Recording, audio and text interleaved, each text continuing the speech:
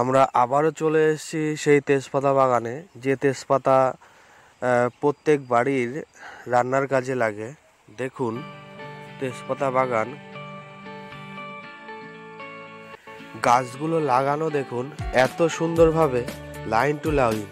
আপনারা দেখলে বুঝতে পারবেন যে গাছগুলো, প্রতিটি গাছ তার লাইন ধরে লাগানো। বাগানটি সত্যি অসাধারণ।